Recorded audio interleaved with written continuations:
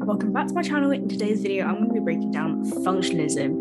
I'm going to be talking about notable theorists, main concepts, critiques, and also where functionalism is or isn't relevant today. This video is highly requested and I hope it's helpful for you.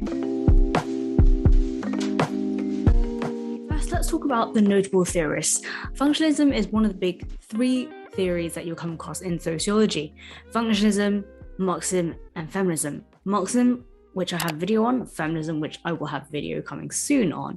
And Emil Durkheim is one of the biggest sociologists under the umbrella of functionalism. He's also known as the father of sociology. And his main idea was that society and systems are above human action, agency, and individuals. So this means that it's a structural theory.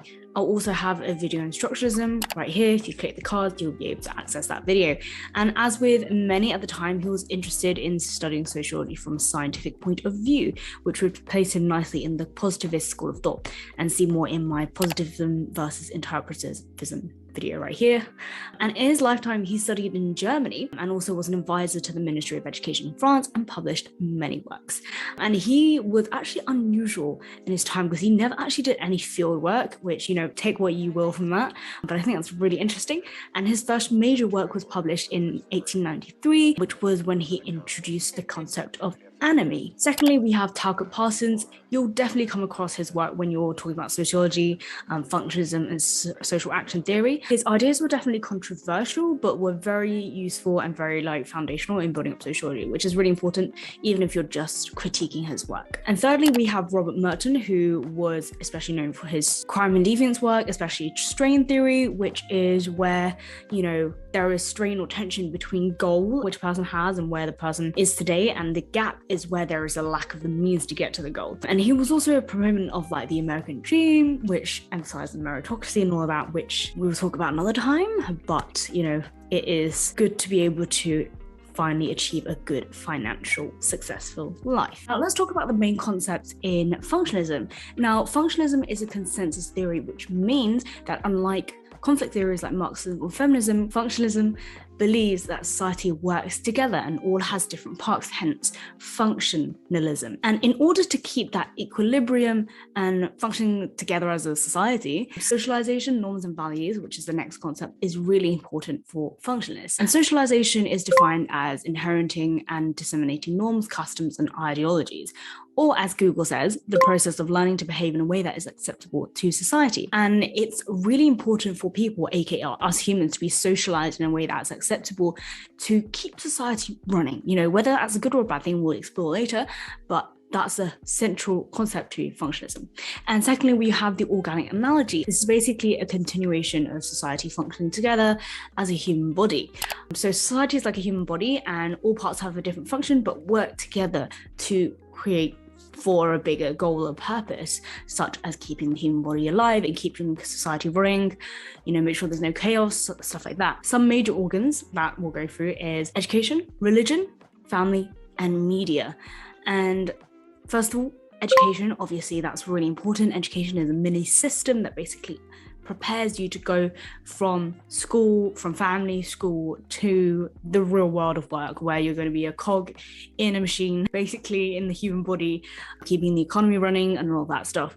Secondly, religion is also a key factor, a key agency of socialization. As Durkheim says, that we must understand sacred systems versus what is not sacred.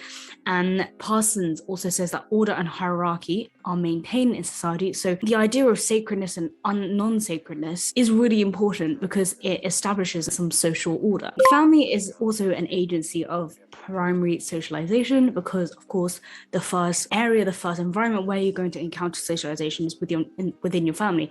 And your family is where you're going to learn the norms and values of society, and that's going to be passed down to you.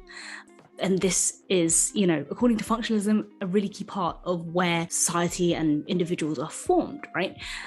And functionalists, especially George Murdoch, are big fans of the concept of the nuclear family, which is basically mum, dad, two children, because they perform essential functions for society. We might critique that a little bit later on. Finally, we have media. Media maintains three functions: commercial, entertainment, and social. These are all key parts of keeping society running. And of course, the media is there to disseminate information, trends, and values to society. So that's why you see media playing such a big part in major world events, and also not so major, like the mundane everyday. They're still disseminating information. And finally, we have the concept of meritocracy. Meritocracy is defined as jobs and pay are allocated on talents and skills rather than social status. Whether this is true or not, we can explore that. However, this contributes to role allocation, where people are giving the jobs according to their skill set and their qualifications. And for functionalism, this is seen to be fair and efforts equal success. But whether you think this is true and whether this is true or not in society is something that I would debate. So let's go on to critiques and see what criticisms might be applied to functionalism. Let's talk about the criticism of functionalism. On the topic of meritocracy, we could argue that meritocracy is actually a myth, and this is the concept, the myth of meritocracy. Effort does not always equal success. Our identities and circumstances can limit or enhance our circumstances and our trajectory in life. For example, private schools and generational wealth will impact, an individual's ability to achieve success, as opposed to someone else who doesn't have the ability to go to a private school to access good quality education and wealth in their family, although we can critique whether those are key components of success. And of course, nepotism is real and people get through jobs and qualifications whilst knowing people rather than actually being based on skills and talents, as we can see a lot of back rubbing, you scratch my back, I scratch yours, in like politics, in elite circle.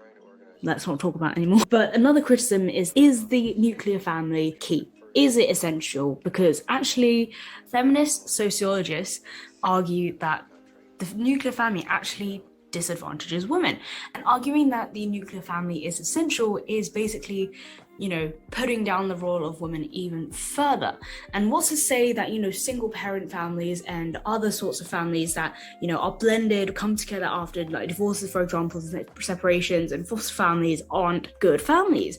What's to say that they can't provide adequate socialization? Because a lot of people these days come from non-nuclear families, and, we can argue that they turn out fine. And thirdly, another critique is that functionalism can reflect the views of the powerful.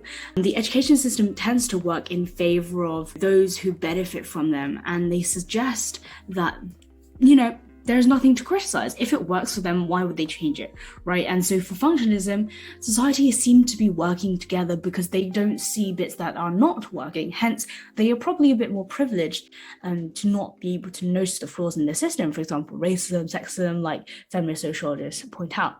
And it also ignores areas of society that do not work for most people, which adds to my point of saying that functionalists might actually be a lot more privileged and reflect the view of the elite class. As with all ideologies, it's hard not to see where functionalism applies in the world today. You can see that it's reflected in a lot of political views and angles, and it's really hard not to see that as we have broken down this discussion of functionalism today. For example, how functionalism might actually privilege and prop up the wealthy when they say that everything's working fine and we all just need to work together.